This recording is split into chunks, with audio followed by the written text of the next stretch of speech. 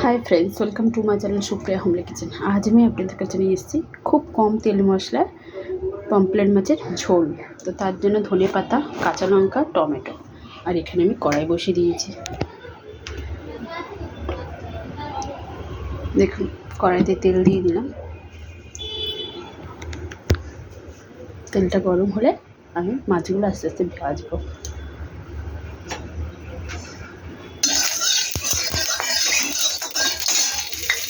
তেলটা চালিয়ে দিলাম। তেলটা গরম হোক, ফিরছি। তেলটা গরম হয়ে গেছে, আমি মাছগুলো দিয়ে দেবো।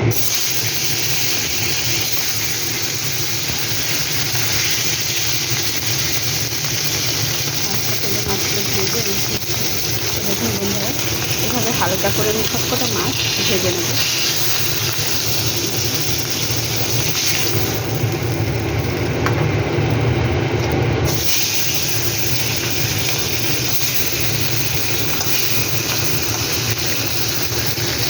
ভেজেছি তো বন্ধুরা, দেখুন মাছটা আমার ভাজা হয়ে গেছে। একটা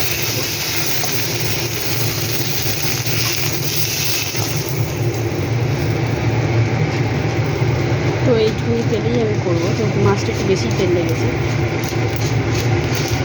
কালো জিরা ফোড়ন দিলাম,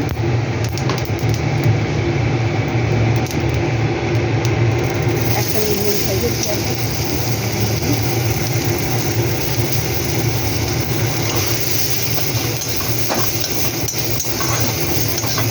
একটু ভেজে নেবো।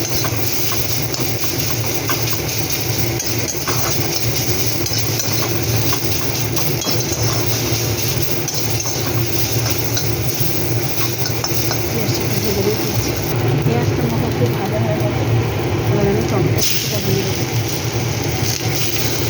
তো বন্ধুরা, এখন আমি তেল কম মশলা তেল একদম রান্না করার চেষ্টা করছি, যেহেতু আমার হাজব্যান্ড অসুস্থ। দেখুন এই অবস্থায় একটু জল দিয়ে দেবো, যাতে টমেটোটা সিদ্ধ হয়, মশলাটাও কষা হয়ে যায়। সিম্পলভাবে রান্না তো যাই হোক, এবার গুঁড়ো মশলা দিয়ে দেবো।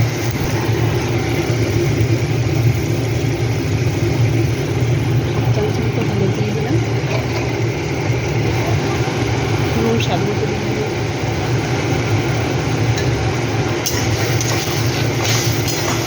হ্যাঁ বলো। এবার এরকম ঢাকা দেবো,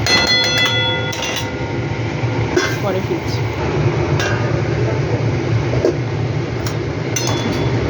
হ্যাঁ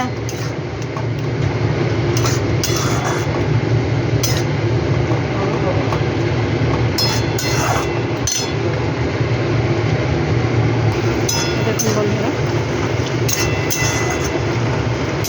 মশলাও কষা হয়ে গেল, টমেটোও গলে গেল।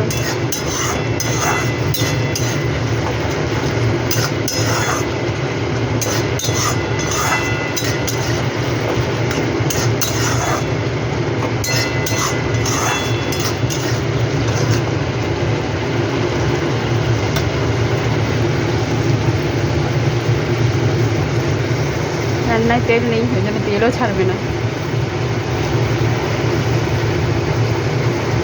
আর একটু জলটা কমিয়ে নেবো। তো বন্ধুরা, জল শুকিয়ে গেছে, এবার আমি জল ঢেলে দেবো। একটু জল দিয়ে দেবো, যাতে মাছগুলো ভালো করে ফোটে, ঝোল ঝোল ভাব হয়। তো এই সঙ্গে সঙ্গে আমি মাছটাও দিয়ে দেবো, যেহেতু আমি মাছটা কম ভেজেছি, একদম কম তেলে ঢাকা দেবো, পরে ফিরছি।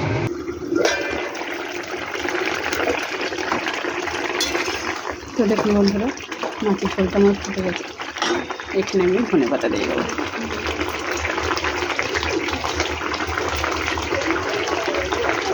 ঢাকা দেবো, পরে ফিরছি। গোলমরিচের গুঁড়ো একটু দিয়ে দিলাম, পরে ফিরছি।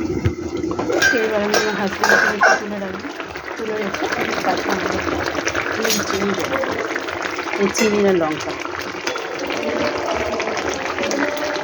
ওনার জন্য তুলে রাখুন।